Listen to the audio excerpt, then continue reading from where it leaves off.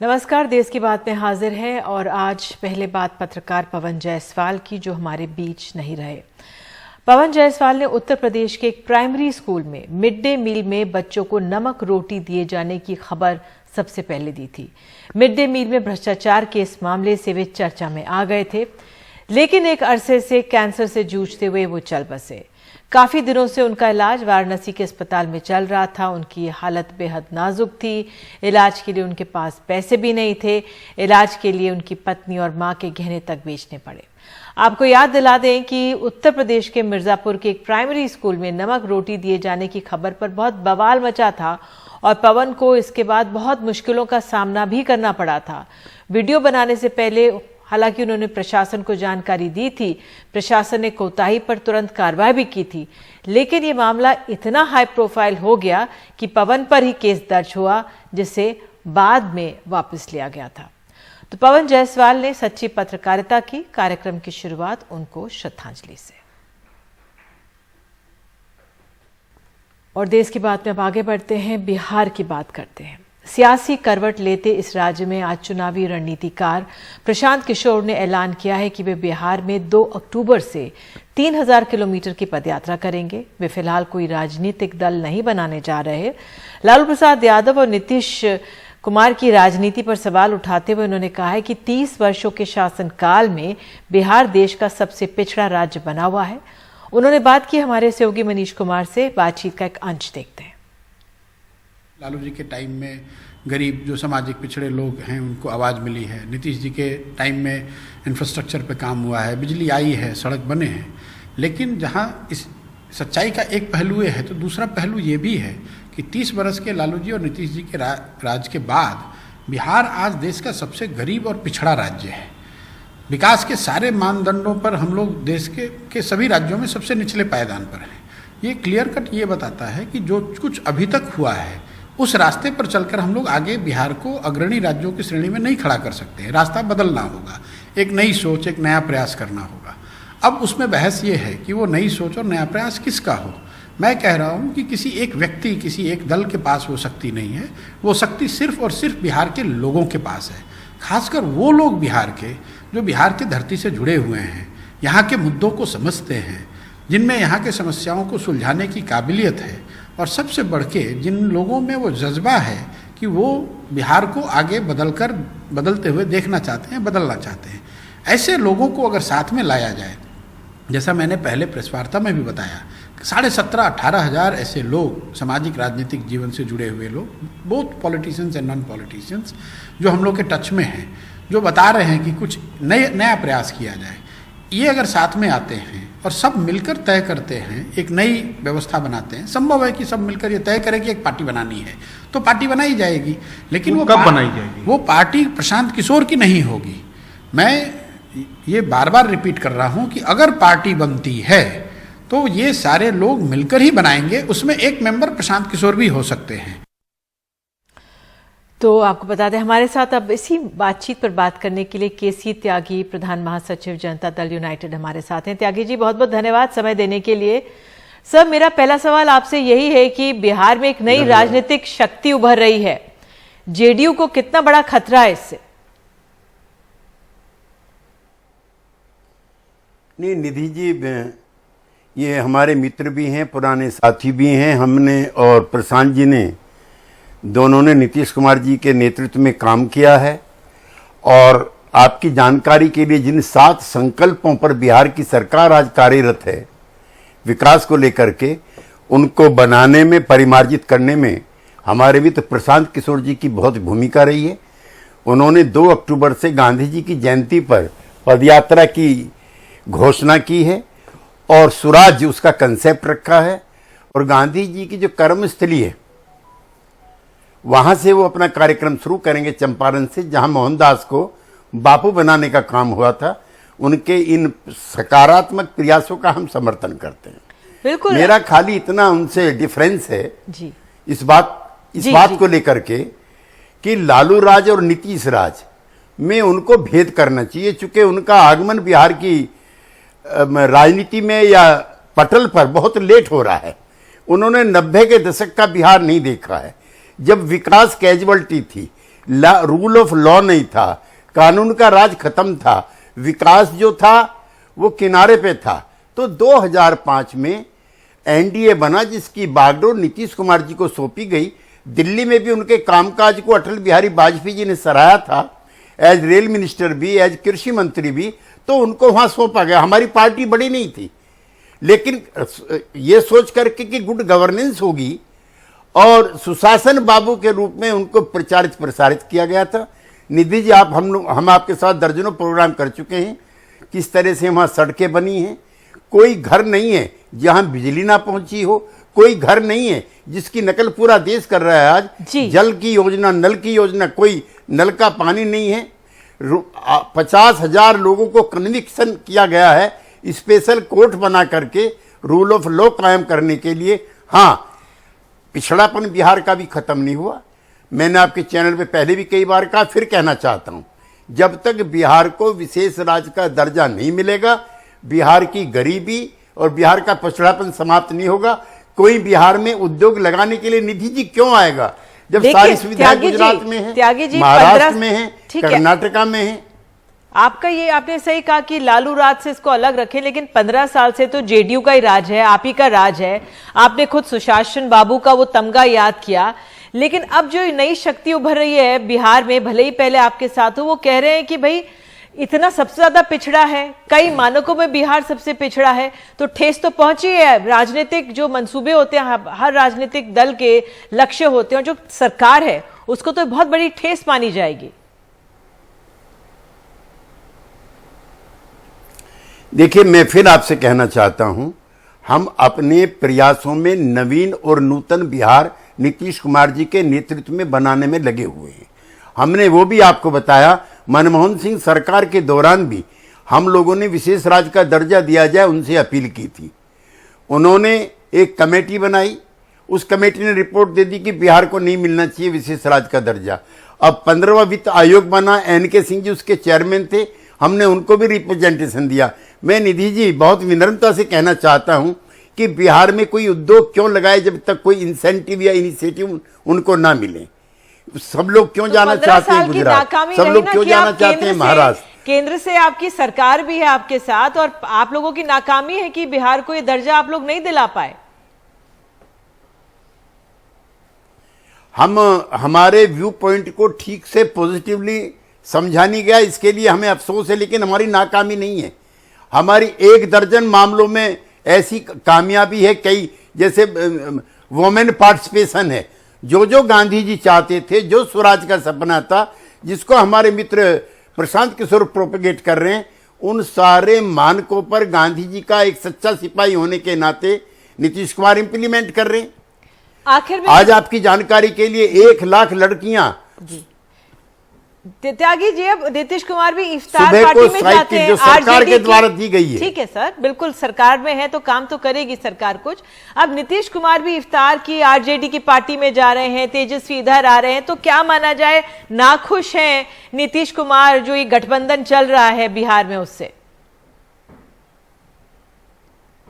नहीं, हम ना नाखुश हैं, ना नए किसी विकल्प की तलाश में हैं।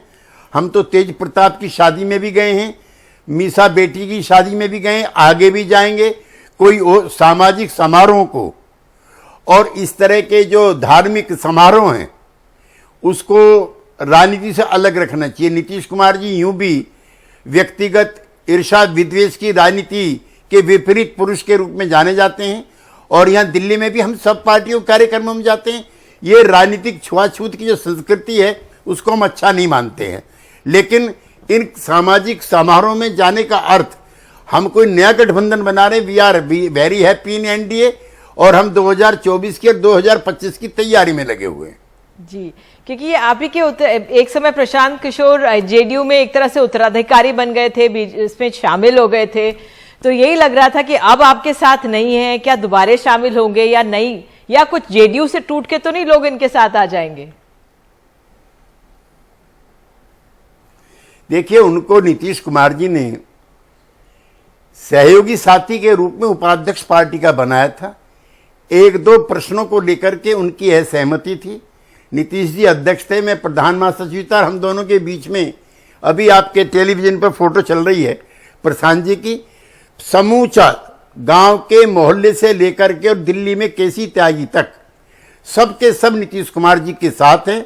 कई बार इस पार्टी को तोड़ने का, साथियों को अलग करने का प्रयास किया गया, पिछले बिहार के विधानसभा चुनाव में भी प्रयास किया गया, लेकिन सबकी पूरी की पूरी पार्टी नीतीश कुमार जी के साथ है। इसमें से कोई टूट करके प्रशांत जी के साथ नहीं जा रहा है, न प्रशांत जी किसी को तोड़ने का प्रयास करें। उन्होंने नीतीश कुमार जी के लिए भी कोई खराब शब्द इस्तेमाल नहीं किया। और ऐसे ही हमारे वो मित्र भी हैं, साथी भी हैं, शुभचिंतक भी हैं, और हमें नहीं लगता कि वो नीतीश कुमार के विकल्प के रूप में कोई कार्य करेंगे। जी, आप हमारे साथ जुड़े केसी त्यागी, बहुत बहुत धन्यवाद। आपसे बात करके हमेशा ही बहुत अच्छा लगता है, बहुत ज्ञानवर्धन होता है। धन्यवाद जुड़ने के लिए आपका। तो देश की बात में आगे बढ़ते हैं और अब खबर है जम्मू कश्मीर से। जम्मू कश्मीर में परिसीमन आयोग की रिपोर्ट आ गई है। पहली बार 9 सीटें अनुसूचित जनजाति के लिए आरक्षित हुई हैं। पहली बार सभी 5 संसदीय सीटों में बराबर की विधानसभाएं हैं। 90 विधानसभा सीटों में 43 जम्मू और 47 कश्मीर क्षेत्र में है। विस्थापित कश्मीरियों और माइग्रेंट्स के लिए अतिरिक्त सीटों की सिफारिश है। परिसीमन आयोग की रिपोर्ट गजट में भी प्रकाशित की गई है।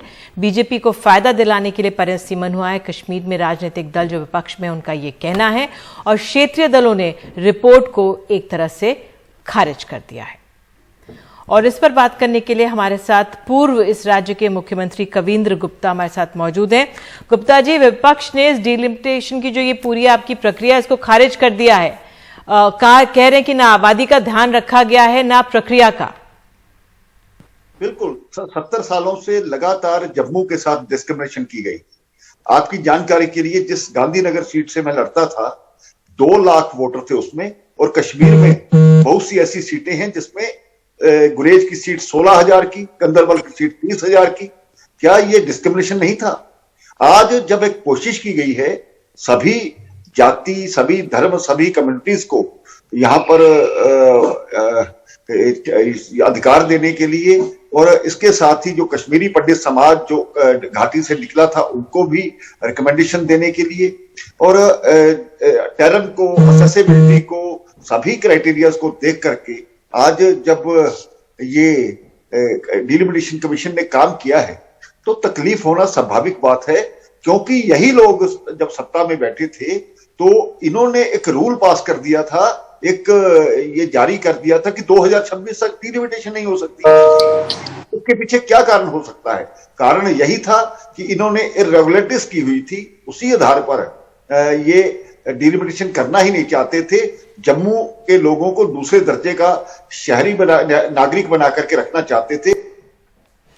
गुप्ता जी, आबादी तो कश्मीर में ज्यादा है जम्मू से के मुताबिक, लेकिन इस अरेंजमेंट में 6 नई विधानसभा सीट जम्मू को दी गई और कश्मीर को सिर्फ 1 दी गई है। ऐसा नहीं है, आज भी उस आबादी के हिसाब से जम्मू की सीटें 43 है और इनकी सीटें 48 हो रही हैं। तो आप खुद अंदाजा लग, 5 सीटें इनकी ज्यादा है। कितनी आबादी ज्यादा है? और जो मैं ये भी आपकी जानकारी में रखना चाहता हूं, जो सही पॉपुलेशन इन्होंने 2011 के सेंसस में दर्शाई ही नहीं, और जिस प्रकार से वहां पर हालात थे, किस प्रकार से वहां पर सेंसस हुआ, ये लोग भी जानते हैं, ये भी जानते हैं। और जगह जगह पर 4-4 जगह वोट बना करके इन्होंने हमेशा से वो खराबी की है। और आज जब आधार कार्ड के साथ उन वोटों को जोड़ा जाएगा तब आबादी का भी पता लग जाएगा और उसके वोटर की संख्या का भी पता लगेगा। गुप्ता जी, अब विपक्ष ये कह रहा है कि जो संसदीय सीट के लिए कमीशन ने पुंछ और राजौरी जिलों को एक किया है, ये जम्मू संसदीय इलाके और अनंतनाग संसदीय कॉन्स्टिट्यूएंसी में है, दक्षिण कश्मीर में, और इनमें 500 किलोमीटर की दूरी है। शोपियां से होती हुई जो मुगल रोड है वो सर्दियों में बंद हो जाती है, तो ये कैसे किया गया? देखिए, ऐसा नहीं है, सभी साधन जम्मू कश्मीर में हैं। जम्मू कश्मीर को एक यूनिट माना जाना चाहिए। इन लोगों ने क्या किया, कोई पीर पंचाल, कोई राजौरी पुंछ, कोई पहाड़ी, इस तरह का एक इन्होंने नाम दिया था। कोई ऐसा इलाका नहीं है, किसी ना किसी तरीके से वो लगता है और आपस में जुड़ता है। और जिस प्रकार से ये नहीं है कि अब लेह का इलाका है, लेह का इलाका आप देखिए 6 महीने बंद रहता है, लेकिन आज जिस प्रकार से सरकार द्वारा टनल्स बना करके दूसरे तरीके से इसको जोड़ा जा रहा है, आने वाले समय में ये देखना चाहिए कि यहाँ प्रोग्रेस भी होगी। और ये जानबूझकर इस तरह की सीटें बनाई थी जिसमें मनमर्जी करते थे, ये वोटिंग नहीं करते थे। एक 2% वोट लेकर के इन्होंने अपना मेंबर पार्लियामेंट चुना है। पिछले आप कई सालों के रिकॉर्ड देख लीजिए, अनंतनाग में या दूसरे इलाकों में 3%, जब वो इलाके आपस में जुड़ेंगे तो सभी लोग वोट करेंगे। और ये जो इन्होंने अब जब ये डीडीसी बीडीसी के इलेक्शन इन्होंने 70 साल नहीं यहाँ पर करवाए और पूरे देश में 13 बार इलेक्शन हुए 70 सालों में, इन्होंने 4 बार करवाए। इसके पीछे ये डेमोक्रेटिक प्रोसेस को होना ही नहीं चाहते थे, ये डिसेंट्रलाइजेशन ऑफ पावर को करना ही नहीं चाहते थे। ये चाहते थे कि सत्ता कुछ लोगों के हाथ में रहे, कुछ परिवारों के हाथ में रहे। आज जब ये डिलिमिटेशन कमीशन में जो 5 हमारे मेंबर पार्लियामेंट है वो भी थे, 3 तो इन्हीं लोगों के थे। गुप्ता जी, लेकिन अब यही मनमर्जी का आरोप तो विपक्ष आप पे लगा रहा है कि ये पूरी प्रक्रिया बीजेपी ने अपने फायदे के लिए की है, और एक तरह से विपक्ष ये भी कह रहा है कि वोट का हक भी मारा जा रहा है। देखिए, जनता का इसमें फायदा होने वाला है। बीजेपी अगर लोगों के बीच में रहेगी तो बीजेपी का फायदा होगा, जो भी लोगों के बीच में रहेगा। आज इनकी जमीन जम्मू कश्मीर में खिसक चुकी है, कोई ना कोई बहाना बना करके ये किसी भी तरह की बात करेंगे। ये आप देखिए, आने वाले समय में जब आधार कार्ड के साथ जब वोटर का ये सारा सिस्टम जुड़ेगा तो इनकी पॉपुलेशन कितनी है, इनकी जनसंख्या कितनी है, ये सभी के लिए होना है और होना भी चाहिए। किसी पर्टिकुलर धर्म को ये मना करके इस प्रकार के ये यहाँ पर माहौल खराब करना चाहते हैं, इन्होंने यही किया है। ये पाकिस्तान, इन्होंने तो ये भी बिल पास किए थे वहां पर, जो पाकिस्तान में चले गए हैं 1947 में, वो यहाँ आकर अपनी जमीन ले सकते हैं। इस प्रकार के लोगों पर कितना विश्वास करना चाहिए, कितना लोगों ने विश्वास आने वाले समय में करेंगे, ये हमें समझना पड़ेगा। गुप्ता जी, ये प्रक्रिया के लिए जम्मू कश्मीर को एक एंटिटी माना गया है फिलहाल, लेकिन आपको याद होगा कुछ ही समय पहले अलग अलग यूनियन टेरिटरी बना दिया गया था, तो कहा जा रहा है कि अपनी सहूलियत के हिसाब से बार बार बदला जा रहा है। देखिए, जहां तक लद्दाख का सवाल है, लद्दाख के साथ देखिए एक कॉलेज नहीं वहां पर खुल पाया 70 साल में। वहां पर एक कोई इलाज की सुविधा नहीं है, कोई हेल्थ फैसिलिटीज नहीं है। आज वहां पर यहाँ पर ये 4 कॉलेजेस खुले हैं, 2 डिस्ट्रिक्ट को वहां पर अलग से डिवीजन बनाई गई है। ये कश्मीर के लोगों के नीचे उनको लद्दाख वालों को रखना चाहते थे, और लद्दाख में क्यों आवाजें उठती रही कि हमें अलग किया जाए? कारण यही था कि इनकी डिस्क्रिमिनेशन थी, लद्दाख के साथ भी, जम्मू के साथ भी। आज वो लोग बिल्कुल खुश हैं, वो चाहते हैं ना उनकी आबादी मिलती है, ना ये कोई एरिया इनका मिलता है, ना इनकी सोच मिलती है। तो इन्होंने लद्दाख को अपने नीचे रखने के लिए इस प्रकार का प्रावधान किया था। आज लद्दाख के लोग तो 70 सालों से यूटी की डिमांड कर रहे थे, तो मुझे लगता है कि आज उनकी जो सारी ख्वाहिशें हैं वो पूरी हुई हैं, लोग खुश हैं और तरक्की की ओर लद्दाख जा रहा है। कावेंद्र गुप्ता जी, आप हमारे साथ जुड़े इसके लिए बहुत बहुत धन्यवाद। तो इनका पक्ष हमने सुना है। हमारे साथ अब हमारे सहयोगी नज़ीर मसूदी मौजूद हैं। नज़ीर, आप बताइए, जो जब से ये रिपोर्ट कमीशन के सामने आई है, क्या लोगों में चर्चा और किस तरह से देखें जो ये रिपोर्ट आई है, जरा इसके पहलुओं को समझाइए हमें।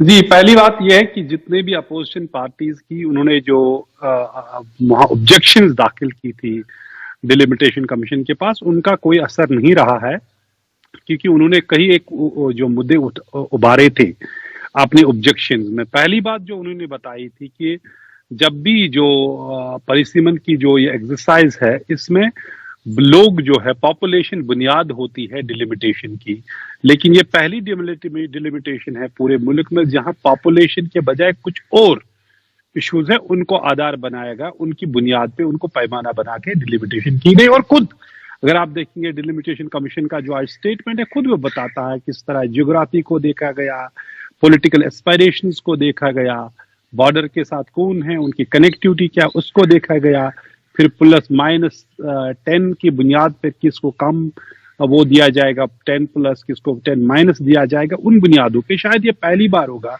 जब डिलिमिटेशन का एक टेम्पलेट इस तरह पूरे मुल्क में बना है।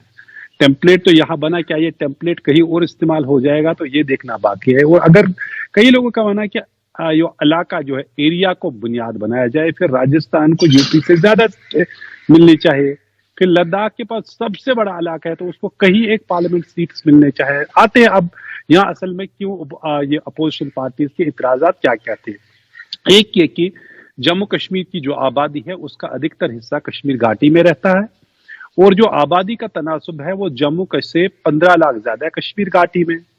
और पहले से यहाँ 40 सीटें थी, जब डिलिमिटेशन हुई तो एक सीट बढ़ाई गई, 47 बन गई। जम्मू में 37 थी और 37 को 43 बनाएगा, 6 सीटें बढ़ाएगी, जबकि आबादी काफी कम थी।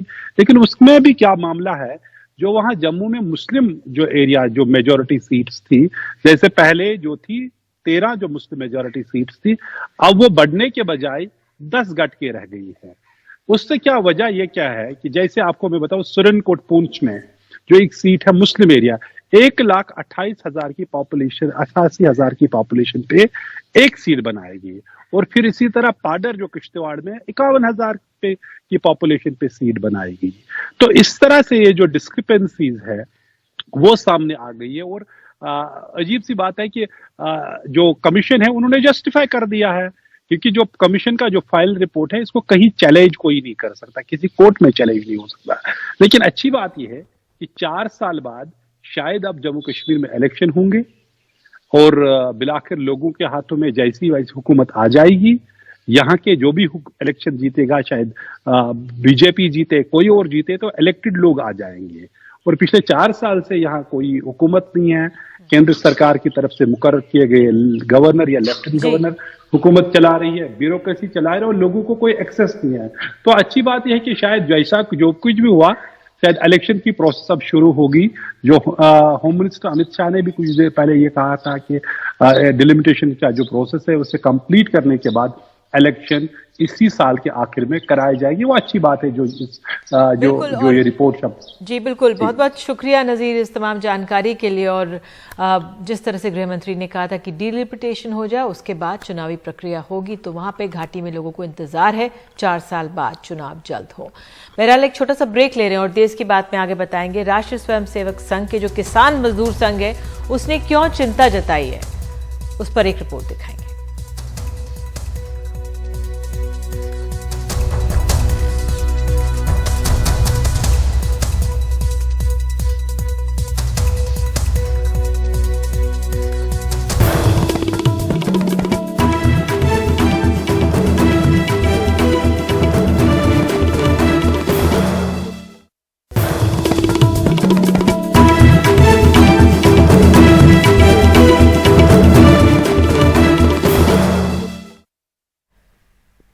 राष्ट्रीय स्वयंसेवक संघ से जुड़ी भारतीय किसान संघ ने देश में गेहूं के उत्पादन में अनुमानित कमी और सरकारी गेहूं की खरीद में आई गिरावट पर चिंता जताते हुए मांग की है कि सरकार गेहूं किसानों के लिए तय कीमत पर अलग से 500 रुपए प्रति क्विंटल तक बोनस का ऐलान करे, जिससे कि गेहूं की अभी जो प्राइवेट ट्रेडर्स के पास डायवर्जन हो रहा है उसे तत्काल रोका जा सके।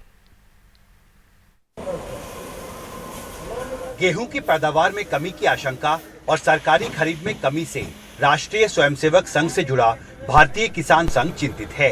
संगठन के अध्यक्ष बद्री नारायण चौधरी और महामंत्री मोहिनी मिश्रा ने इसे लेकर कृषि मंत्री नरेंद्र सिंह तोमर को चिट्ठी भी लिखी है। भारतीय किसान संघ की मांग है कि संकट को देखते हुए सरकार ज्यादा गेहूं पैदा करने वाले राज्यों के साथ मिलकर गेहूं किसानों को तय कीमत पर अलग से 500 रुपए प्रति क्विंटल तक बोनस देने का प्रावधान करें। आप ये चाहते हैं कि अभी तो एमएसपी रेट के ऊपर प्राइवेट ट्रेडर्स सरकारी जो गेहूं है उसकी खरीद कर रहे हैं किसानों से, आप चाहते हैं कि उस रेट से भी ऊंचे स्तर पे यानी एमएसपी को और बढ़ाया जाए? नहीं, एमएसपी को बढ़ाना नहीं बढ़ाना वो सरकार के हाथ में है, क्योंकि गेहूं हर पूरे देश में नहीं होता है।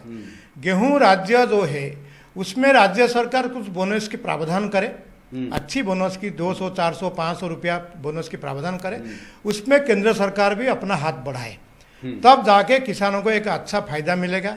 जितना बेनिफिट्स व्यापारी व देश एक्सपोर्ट करके उठा रहा है उसका शेयरिंग तो किसान के पास आना चाहिए। कम से कम 500 रुपया अगर बोनस मिलता है तो किसान खुशी खुशी अपना माने आगे की खेती भी करेगा, जो कमी आ रहा है गेहूं में उपज में उसका भी भरपाई किसान कर लेगा। बुधवार को खाद्य सचिव ने एनडीटीवी से बातचीत में माना था कि मौजूदा फसली वर्ष में गेहूं की पैदावार करीब 60 लाख टन तक कम होने के आसार हैं। साथ ही पिछले साल गेहूं की खरीद 433 लाख टन हुई, जो इस साल घटकर 195 लाख टन रहने का अनुमान है। मध्य प्रदेश, उत्तर प्रदेश और गुजरात में किसान, कारोबारियों और निर्यातकों को 21 से 24 रुपए किलो की दर से गेहूं बेच रहे हैं, जो एमएसपी रेट 20 रुपए 15 पैसे से ज्यादा है। पंजाब, हरियाणा और उत्तर प्रदेश में गेहूं उत्पादन समय से पहले तेज गर्मी की वजह से घटा है। कुछ महीने बाद बेहतर कीमत मिलने की उम्मीद से कुछ किसान और कारोबारी गेहूं स्टॉक को होल्ड कर रहे हैं। अब तक भारत से गेहूं एक्सपोर्ट के लिए 40 लाख टन का कॉन्ट्रैक्ट हुआ है और 11 लाख मीट्रिक टन का निर्यात अप्रैल में हुआ है। गेहूं की कीमतों की वजह से ही फार्मर्स को इस बार अच्छे प्राइस मिले हैं और जो प्राइवेट प्लेयर्स ने परचेज किया है वो किसान से डायरेक्टली परचेज किया है, तो इंडियन फार्मर्स को फायदा हुआ है। और जून से जो सदर्न हेमिस्फीयर है वहाँ का वीट, अर्जेंटीनिया का, ऑस्ट्रेलिया का, वो वीट मार्केट में आ जाता है। इसीलिए इंडियन ट्रेडर्स ने जून तक के कॉन्ट्रैक्ट अपने एक्सपोर्ट करने के किए हैं। जाहिर है देश में इस साल गेहूं के उत्पादन में अनुमानित कमी, यूक्रेन युद्ध की वजह से गेहूं एक्सपोर्ट की बढ़ती मांग की वजह से गेहूं की सरकारी खरीद घटी है और गेहूं की अर्थव्यवस्था में बदलाव साफ दिख रहा है। इस वजह से खाद्य सुरक्षा के लिए देश में गेहूं के पर्याप्त स्टॉक के उपलब्ध होने को लेकर चिंता बढ़ती जा रही है। इस वजह से खाद्य सुरक्षा के लिए देश में गेहूं के पर्याप्त स्टॉक के उपलब्ध होने को लेकर चिंता बढ़ रही है। दिल्ली से कानन पात्रा के साथ हिमांशु शेखर, एनडीटीवी इंडिया।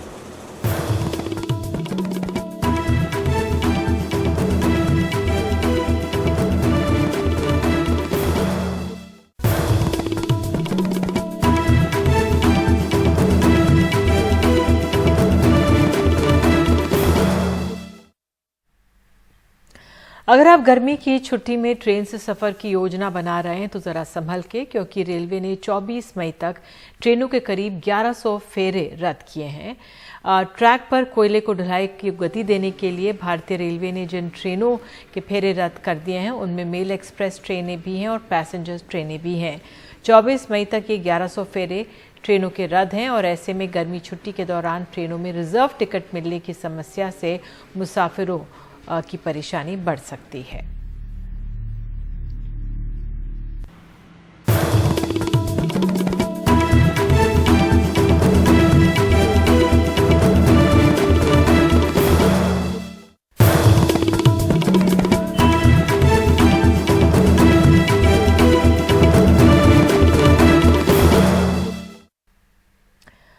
हैदराबाद से एक दिल दहला देने वाली घटना सामने आई है। नागराजू नाम के एक युवक को कल रात चाकू से गोदकर मार डाला गया जब वो बाइक पर अपनी पत्नी के साथ घर लौट रहा था। हिरासत में लिए गए संदिग्ध मृतक की पत्नी के रिश्तेदार हैं। नागराजू की पल्लवी नाम से लड़की से शादी हुई थी जो पहले अशरीन फातिमा थी। बताया जा रहा है कि कॉलेज के दिनों से ही दोनों के बीच प्यार था, लेकिन लड़की के घर वाले इस रिश्ते से खुश नहीं थे। शादी के बाद भी नागराजू को धमकियां मिल रही थी और कल रात हमले के बाद आरोपी मौके से फरार हो गए, लेकिन कई राहगीरों ने इस घटना को अपना मोबाइल कैमरे में कैद कर लिया। साथ ही सीसीटीवी फुटेज के आधार पर पुलिस ने धरपकड़ शुरू की है। इस हत्याकांड को लेकर स्थानीय बीजेपी कार्यकर्ताओं ने प्रदर्शन किया।